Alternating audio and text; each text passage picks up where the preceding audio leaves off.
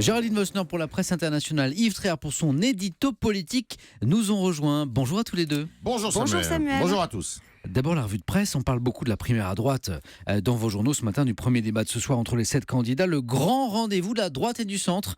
C'est la une du Figaro. Le Figaro qui met en place un dispositif exceptionnel sur son site lefigaro.fr. Dès 17h, on pourra découvrir les coulisses depuis le studio de la Plaine Saint-Denis. À 19h45, Yves, vous interviendrez en vidéo, en direct pour commenter les ultimes préparatifs.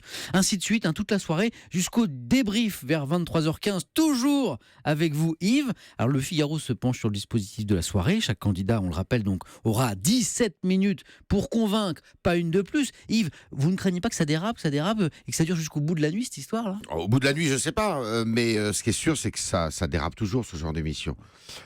C'est évident parce que... C'est pas long, 17 Alors, minutes. là où c'est le plus risqué, c'est quand ils vont vouloir se répondre les uns les autres. Oui. Si jamais ils s'interpellent, ils ont 30 secondes pour répondre. Ça peut aller loin, effectivement. Et Yves, la primaire, on en reparle avec vous dans quelques minutes. Parmi les 7 candidats de la primaire, Alain Juppé, bien sûr, qui est en une ce matin du Parisien aujourd'hui en France.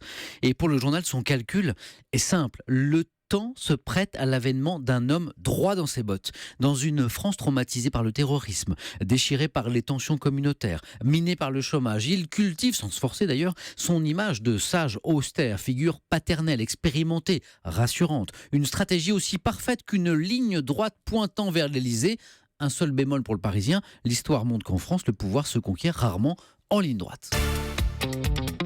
Ce n'est pas Alain Juppé, c'est le président Hollande qui est en une de Libération. Ce matin, le Parisien se penche sur la stratégie de Juppé. Voici celle de Hollande, selon Libé. Au fond, se dit-il, le président, qui s'est imposé à gauche pour présenter un recours crédible ? Personne, même si les talents ne manquent pas. Pour le président sortant, l'objectif consiste donc à instiller dans l'opinion des expressions en demi-teinte, voire minimalistes, qui conduiront à un choix très cérébral. Somme toute, en fin de compte, faute de mieux. Vous me direz que cela ne fait pas rêver.